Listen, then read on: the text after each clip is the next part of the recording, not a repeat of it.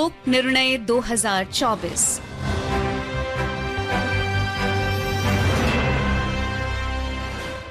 Welcome listeners to our ongoing series on elections, Lok Nirnay 2024. In this program, we will bring you election-related developments, various updates and analysis of general and assembly elections 2024. I am Anubha Rohatgi and with me is my co-anchor Santosh Kumar Pathak. नमस्कार श्रोताओं, आप सुन रहे हैं लोक प्रसारक के साथ लोक निर्णय 2024 कार्यक्रम में चुनाव से जुड़े समाचारों के साथ साथ स्टूडियो में आमंत्रित विशेषज्ञ के साथ करेंगे चर्चा। इसके अलावा चलेंगे अपने क्षेत्रीय संवाददाताओं के पास और जानेंगे ग्राउंड जीरो से चुनावी तैयारियों के बारे में। आज स्टूडियो में आमंत्रित है राजनीतिक विश्लेषक नीलू रंजन। नीलू रंजन जी, कार्यक्रम में आपका स्वागत है। And let's begin with the top headlines. ECI censures Congress star campaigner and Telangana Minister Konda Surekha. Senior BJP leader Amit Shah campaigns in Porbandar, Gujarat, expresses confidence that India will be among top 3 global economies. Congress President Mallikarjun Kharge says his party would fulfill all promised 5 Nyay and 25 guarantees for people. BJP declares Lok Sabha candidate for Mumbai North Central, announces list of 8 candidates for Odisha Assembly election. अब headlines Hindi में। चुनाव आयोग ने कांग्रेस के star प्रचारक और तेलंगाना के मंत्री कोंडा सुरेखा की निंदा की। वरिष्ठ भाजपा नेता अमित शाह ने गुजरात के पोरबंदर में चुनाव प्रचार किया। उन्होंने विश्वास जताया कि भारत दुनिया की शीर्ष 3 अर्थव्यवस्थाओं में शामिल होगा। कांग्रेस अध्यक्ष मल्लिकार्जुन खड़गे ने कहा उनकी पार्टी सभी 5 न्याय और 25 गारंटी वादों को पूरा करेगी। भाजपा ने मुंबई उत्तर मध्य से लोकसभा उम्मीदवार घोषित किया।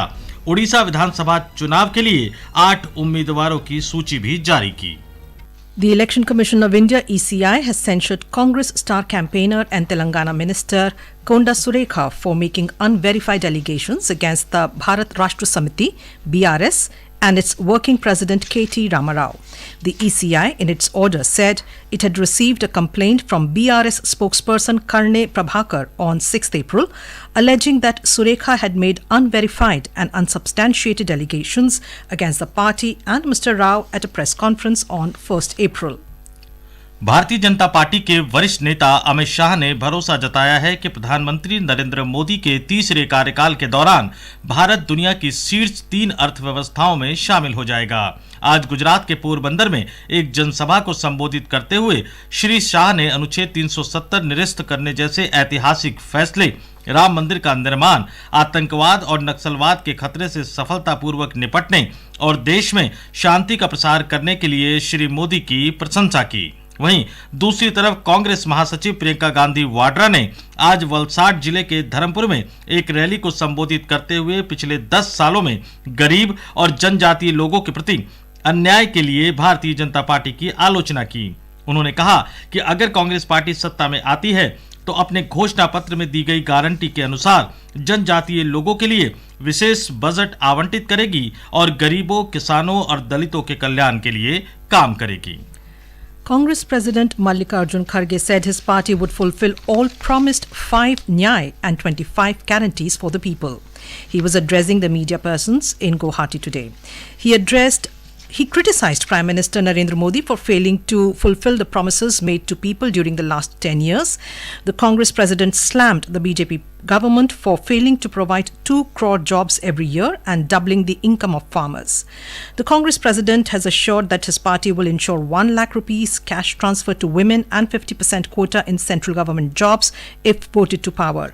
Addressing a rally at Koyakuchi in Barpeta district of Assam today, Mr. Kharge said that the party will give 30 lakh jobs apart from apprenticeship program with 1 lakh rupees stipend for the youth.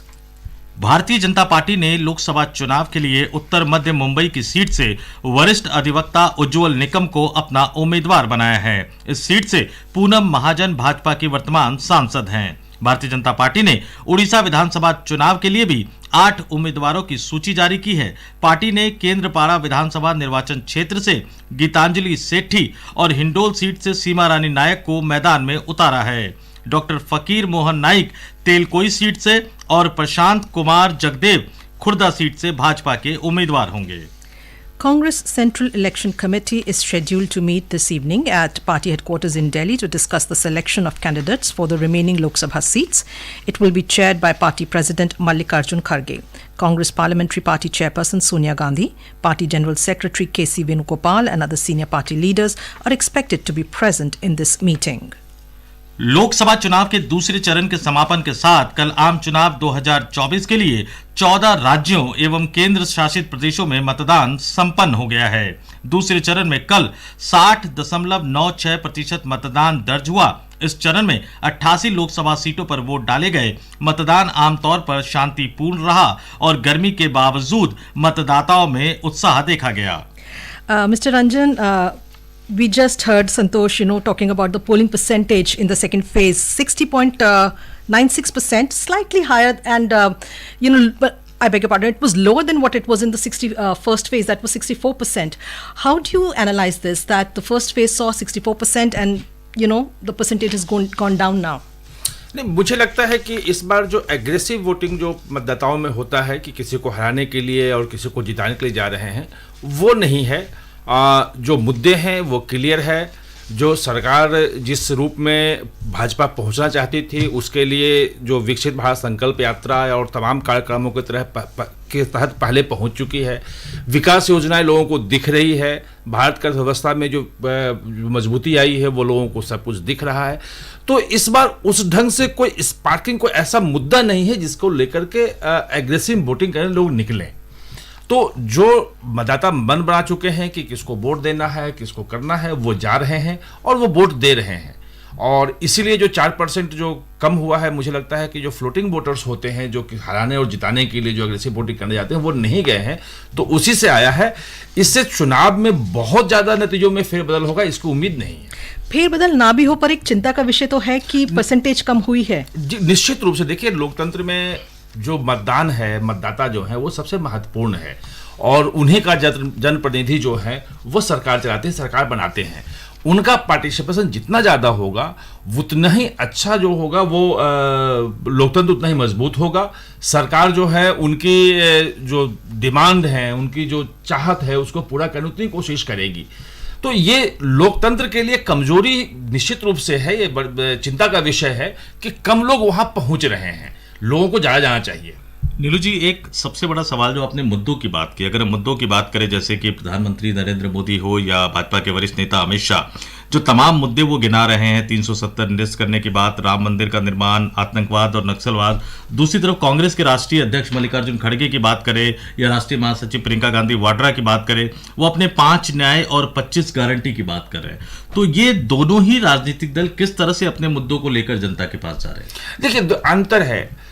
जो मोदी सरकार है, भाजपा है, वो मोदी सरकार के 10 साल की जो उपलब्धियां हैं, जो काम किया है, जो जमीन पे दिख रहा है, उसको जनता को दिखा रही है कि देखो ये गारंटी है, हमने जो आपसे वादा किया था वो हमने पूरा फुलफिल किया है और जनता उसको देख भी रही है। जो लाभार्थी, जो जन कल्याणकारी योजनाओं का लाभ है, वो पिछले 5 साल से 7 साल जब से योजना शुरू हुई तब से लोगों तक पहुंच रहा है और बिना लीकेज के पहुंच रहा है। वही कांग्रेस का जो घोषणा पत्र है वो वायदों पे है कि हम आएंगे तो ये करेंगे और ये आपको देंगे। दरअसल उसके पहले, मतलब मोदी सरकार आने के पहले 10 साल मनमोहन सिंह की सरकार थी, संपर्क सरकार की, कांग्रेस की ही थी उसमें। और उस वक्त जो उनका जो फुलफिलमेंट था, जो चीजें नहीं कर पाए, वो जनता इतनी जल्दी भूल गई होगी या उसको क्या किस रूप में लेती है वो देखना पड़ेगा। तो दोनों के वादों में अंतर है। एक परफॉर्मेंस के बल पे वहां जा रहे हैं और एक हम सत्ता में आए तो हम क्या क्या देंगे उसके बल पे जा रहे हैं। जनता को इसके बीच में चुनाव करना है। Mr. Ranjan, phase 3 is, now we're going to go into the phase 3 of general elections on May 7th. There are going to be 95 seats because Betul is also going to vote in this phase, which was supposed to have voted in phase 2, but because of the death of a candidate, it has been now, included in phase 3. So, what do you think which are the main, seats, parliamentary seats that are going to be in focus in phase 3? अब देखिए, phase 3 में वही जो अलग अलग राज्यों की सीटें हैं, खासतौर पे जब आप फेज 3 में जाएंगे तो महाराष्ट्र की जो सीटें हैं वो महत्वपूर्ण हो जाएंगी। बिहार का जो सीमांचल की जो कुछ सीटें हैं वो बड़ी महत्वपूर्ण है, जिसमें बड़े उम्मीदवार उसमें शामिल हैं। और ये इन सीटों पे देखेंगे तो ये सीटें अधिकांश इसमें भारी जो पड़ती दिख रही है वो बीजेपी और एनडीए दिख रही है, जो पिछले बार भी जो रिजल्ट रहा है उस ढंग से आप देखें।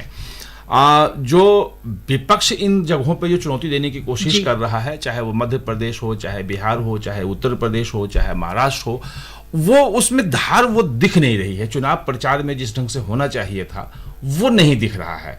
और खास तौर पे जो पहले 2 फेज में हमने देखा है कि प्रधानमंत्री मोदी खुद लीड कर रहे हैं और हर दिन 2-2, 3-3, 4-4 रैली कर रहे हैं, हर क्षेत्र में पहुंच रहे हैं। खास तौर पे गुजरात का पूरा इलेक्शन जो 26 सीटों पे हो जाएगा उसी दिन, और गुजरात में लगातार 2 बार 26 की 26 सीटें आती रही हैं। तो ये इस ढंग से बीजेपी के लिए ये बहुत महत्वपूर्ण है कि पुराना जो प्रदर्शन है उसको मजबूत करे और जो सीटें हैं कुछ और बढ़ाने की कोशिश करे। नीलू जी, जो जिक्र आपने किया कि जो तीसरा चरण जो है 7 मई का, उसमें गुजरात की 26 सीटों पे चुनाव होने वाला है। गुजरात एक तरह से गढ़ माना जाता है भाजपा का पिछले कई चुनावों से। कर्नाटक की 14 सीटें हैं, उत्तर प्रदेश में 10 सीटों पर चुनाव होने वाला है। इसके अलावा अगर हम बात करें तो असम में 4 हैं, अब बिहार में हैं, छत्तीसगढ़ में हैं। इन तमाम राज्यों के अगर हम चुनावी परिदृश्य की बात करें तो तीसरे चरण का जो चुनाव है वो कितना महत्वपूर्ण रहने वाला है। 12 राज्य है, 95 सीट है। नहीं, बहुत ही महत्वपूर्ण है। आप देखिए कि जो 4 चरण जो शुरू के हैं जी, उसमें लगभग 450 सीटों का फैसला हो जाता है, मतलब बंद हो जाएगा वो।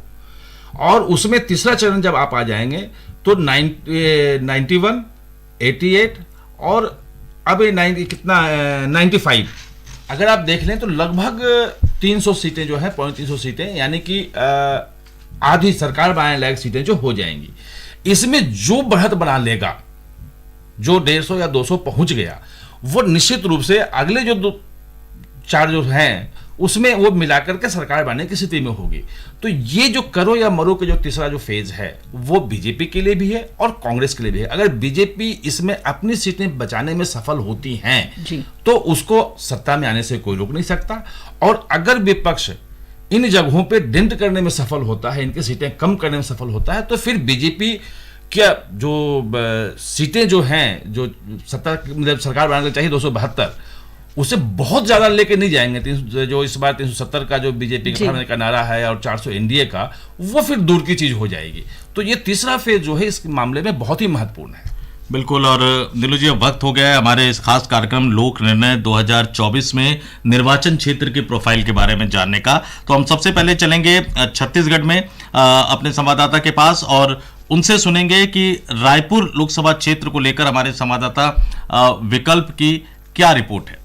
Total 38 candidates are in the fray from this constituency, including 5 women candidates. The primary contest here is between Bharatiya Janata Party candidate Brij Mohan Agrawal and Congress National Secretary Vikas Upadhyay. Brij Mohan Agrawal, a seasoned BJP leader, has consecutively won the Raipur South Assembly seat in the last 8 assembly elections and currently serves as the school education minister of the state. There are more than 23,75,000 voters in this Lok Sabha constituency, out of which about 11,88,000 are females and 11,86,000 are male voters. Raipur holds significant electoral importance, being the capital of Chhattisgarh. Mr. Ranjan, we just heard our correspondent Vikalp Shukla, talking about the Raipur seat and the importance of that particular seat. As he was saying that, BJP has fielded Brij Mohan Agrawal. He's a seasoned politician. He's been an 8-time MLA from here, and he's also minister in the present government. Yes. And if we look at, in traditionally also Raipur has been a BJP stronghold. How do you, what would you say about, and he's going to be facing Vikas Upadhyay, is going to be his main rival in this particular seat. नहीं, लेकिन आप देखो 84 में जब 2 सीटें BJP को आई थी, उसके बाद 89 में जब से बीजेपी का इमरजेंस शुरू हुआ है, तो रायपुर सीट 1991 को छोड़ के कभी बीजेपी नहीं हारी है, आज तक नहीं हारी है। उसका मजबूत गढ़ है और बृजमोहन अग्रवाल बड़े नेता वहां पे हैं, अभी मिनिस्टर्स भी हैं, और जो रमन सिंह की सरकार थी उसमें 15 साल तक भी बहुत महत्वपूर्ण, लगभग नंबर 2 की स्थिति में थे वो सरकार में। तो इतने बड़े नेता को उतार के जो बीजेपी की रणनीति है कि जो मजबूत सीटें हैं वो कहीं से किसी भी रूप में हमें नहीं लूज करना है। तो रायपुर चूंकि अभी तक अगर 96 के बाद जितने चुनाव हुए हैं उसमें एक बार भी बीजेपी नहीं हारी, तो ये बहुत ही मजबूत सीट है और वहां से एक बीजेपी ने मजबूत उम्मीदवार दिया है। तो मुकाबला जो है वो कहीं ना कहीं मुझे बीजेपी के पक्ष में ही वहां दिखेगा। अब बाकी तो इलेक्शन है, इलेक्शन होता है, चुनाव होता है, मतदाता किस तरफ जाता है वो देखना होगा। One quick question also. Raipur saw 76% voting in phase 2. So, it's a very, I beg your pardon, not Raipur, but Chhattisgarh saw 76% voting. So, it's a very good turnout. So, we should expect that in phase 3 also, the state, the voters will come out and, vote in higher numbers. हाँ, नहीं देखो, कहीं भी जो खास तौर पे मैंने देखा है पूरे देश में जो ट्राइबल्स इलाके होते हैं वहां पे वोटिंग परसेंटेज ज्यादा होता है और वो ज्यादा निकल देते हैं। जो छत्तीसगढ़ की स्थिति इस बार है कि पिछले 4 महीने में 80 से ज्यादा नक्सल जो मारे गए हैं इनकाउंटर में, बैकफुट पे हैं, वहां एक शांति आई है, लोगों में एक सुरक्षा का जो है भाव आया है। और जो नक्सल के दूर इलाके हैं वहां भी लोग निकल के पहली बार, मतलब 40-50 साल में पहली बार वो वोट देने निकल रहे हैं। तो उसके कारण से भी वहां एक नई चीज जो है वो दिख रही है और निश्चित रूप से लोकतंत्र के लिए अच्छी बात है ये कि लोग निकल के वोट दे रहे हैं। Continuing with our constituency profiles, let's now go over to Karnataka, where our correspondent Sudhindra is going to tell us about the Dharwad constituency. Dharwad संसदीय क्षेत्र में डिलिमिटेशन के बाद चौथी बार चुनाव हो रहा है। बीजेपी की मंत्री और 4 बार विधायक रह चुके प्रहलाद जोशी यहां से डिलिमिटेशन के पहले और बाद में 5वीं बार फिर से चुनाव लड़ रहे हैं। उनके खिलाफ कांग्रेस पार्टी से उम्मीदवार विनोद असूती अपना पहला चुनाव यहां से लड़ रहे हैं। इस बार धारवाड़ से 17 उम्मीदवार चुनाव लड़ रहे हैं, जिनमें से 6 निर्दलीय हैं। इस क्षेत्र में कुल 18,31,000 से ज्यादा मतदाता हैं, जिनमें से पहली बार मतदान कर रहे मतदाताओं की संख्या 47,000 के पास है और 85 आयु के ऊपर वाले मतदाताओं की संख्या 18,626 है। इस क्षेत्र में मई 7 को मतदान होगा, जिसके लिए 1,893 मुख्य मतदान केंद्र और 8 अधिकतम मतदान केंद्र खोले गए हैं। धारवाड़ लोकसभा क्षेत्र में 8 विधानसभा क्षेत्र हैं। बिल्कुल, तो अब हम चलेंगे देश के सबसे बड़े राज्य, सबसे ज्यादा लोकसभा सीटों वाले राज्य उत्तर प्रदेश में, और वहां एक दिलचस्प मुकाबला देखने को मिल रहा है मैनपुरी लोकसभा क्षेत्र में। और हम अपने संवाददाता ओम अवस्थी की इस रिपोर्ट को सुनेंगे कि उन्होंने मैनपुरी निर्वाचन क्षेत्र के बारे में क्या क्या खास बातें बताई हैं। मैनपुरी लोकसभा क्षेत्र में कुल 5 विधानसभाएं आती हैं। इनमें मैनपुरी, भोगांव, किसनी, करहल और जसवंत नगर शामिल हैं। यहाँ कुल 17,87,147 मतदाता 7 मई को 8 प्रत्याशियों के भाग्य का फैसला करेंगे। इसमें 9,34,094 पुरुष मतदाता, 7,79,084 महिला मतदाता और 25 थर्ड जेंडर मतदाता हैं। मैनपुरी लोकसभा क्षेत्र मुलायम सिंह यादव की राजनीतिक कर्मभूमि रहा है। मैनपुरी लोकसभा सीट पर 1996 से समाजवादी पार्टी का कब्जा है। इस सीट पर 2014 और 2019 की मोदी लहर में भी भाजपा जीत हासिल नहीं कर पाई थी। 2019 के लोकसभा चुनाव में सपा प्रत्याशी के रूप में मुलायम सिंह यादव ने भाजपा के उम्मीदवार प्रेम सिंह शाक्या को 94,379 मतों से हराया था। 2022 में मुलायम सिंह के निधन के बाद हुए उपचुनाव में उनकी पुत्रवधू डिंपल यादव ने भाजपा प्रत्याशी रघुराज सिंह साक्या को 2,88,000 वोटों के बड़े अंतर से हराकर जीत हासिल की थी। इस बार भी सपा ने डिंपल यादव को ही प्रत्याशी बनाया है। वहीं भाजपा ने मैनपुरी सदर से विधायक और प्रदेश सरकार में मंत्री जयवीर सिंह को टिकट देकर मुकाबले को रोचक बना दिया है। वहीं बहुजन समाज पार्टी ने नामांकन के अंतिम समय में पूर्व घोषित प्रत्याशी डॉक्टर गुलशन देव शाक्या का टिकट काटकर शिव प्रसाद यादव को प्रत्याशी बनाया है। सभी राजनीतिक दलों ने अपने प्रत्याशियों के पक्ष में माहौल बनाना शुरू कर दिया है। नीलू जी, अगर हम मैनपुरी निर्वाचन क्षेत्र की बात करें, यादव परिवार का गढ़ माना जाता है। मुलायम सिंह यादव की बहू जो है डिंपल यादव, वो चुनाव लड़ रही है, वर्तमान में सांसद है। पिछले चुनाव में बीजेपी ने कई ऐसे दिग्गजों के जो गढ़ जिसको कहा जाता था उसको ढा दिया था। जैसे अमेठी से राहुल गांधी चुनाव हार गए थे, उसके बाद भी उन्होंने कोशिश की कि जितने विपक्ष के दिग्गज नेताओं के निर्वाचन क्षेत्र है वहां जबरदस्त तैयारी की। उन्होंने केंद्रीय मंत्रियों को लगाया, पिछले कई साल से वो लगातार वो जा रहे हैं। तो इस बार जो ये मैनपुरी का मुकाबला है वो किस तरफ जा रहा है? नहीं, देखिए, मैनपुरी जो है वो बहुत ही मुलायम सिंह यादव ने उस क्षेत्र को खड़ा किया है, हमेशा लड़ते रहे। और जब भी उन्होंने चुनाव नहीं लड़ा, मुख्यमंत्री रहे, तो परिवार के लोग ही उनके पास गए, उनका परिवार का है। और वहां का जो मतदाता है वो कहीं ना कहीं से मुलायम, मतलब सपा के तरफ जो है वो टिल्ट करता है। 4 लाख से अधिक जो है वो यादव मतदाता अकेले हैं। और शाक्य जो वोट है वो लगभग 2-2.5 लाख के आसपास वहां पे है, जो एक सेकंड जो है महत्वपूर्ण भूमिका निभाता है। अब सवाल यह है कि इस बार जो है बाकी लोग वोट किस तरफ देते हैं। बीजेपी लगातार कोशिश कर रही है कि वहां हम डेंट करें, लेकिन जो मुलायम सिंह यादव के जो 5-7 जो सीटें हैं जो उनकी बिल्कुल मजबूत है, उसको तोड़ने में अभी भी मुश्किल आ रहा है। कांग्रेस के तो अमेठी और रायबरेली में एक उन्होंने अमेठी को ध्वस्त किया था, रायबरेली नहीं हुआ था, लेकिन मुलायम सिंह का मैनपुरी को तोड़ना, किला ध्वस्त करना बीजेपी के लिए इस बार भी आसान मुझे नहीं लग रहा है। लेकिन मैनपुरी का जो भी नतीजा आएगा, अगर वो सीट बीजेपी जीती है तो निश्चित तौर पर एक बड़ा गढ़ जो है वो जीत लेगी, और अगर सपा जीतती है तो उसके लिए एक तरह से सीट वो बच जाएगी। लेकिन अगर उलटफेर हुआ तो उसके नतीजे उत्तर प्रदेश की राजनीति पर भी पड़ेंगे। बिल्कुल, अगर मैनपुरी सीट सपा हारती है तो सपा के मतलब डिक्लाइन की शुरुआत हो सकती है इससे, क्योंकि अगर आप अपने गढ़ में हार गए तो फिर बाकी जगह पे आप नए लोगों को जोड़ के पार्टी को आगे ले जाएंगे, नए मतदाता जोड़ेंगे, उसमें वो बिल्कुल संभावना ही खत्म उसकी हो जाएगी।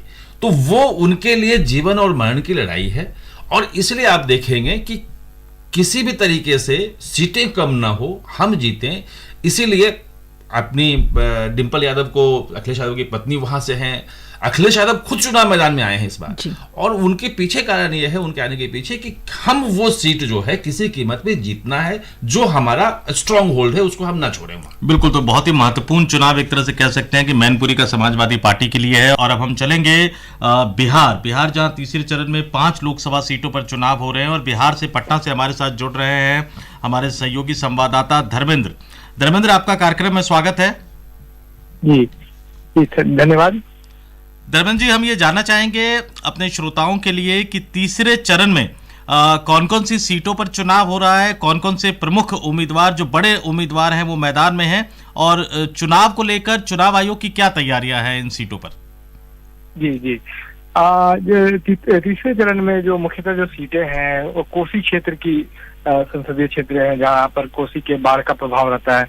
इसमें मधेपुरा, सुपौल, अररिया, खगड़िया और झंझारपुर शामिल है।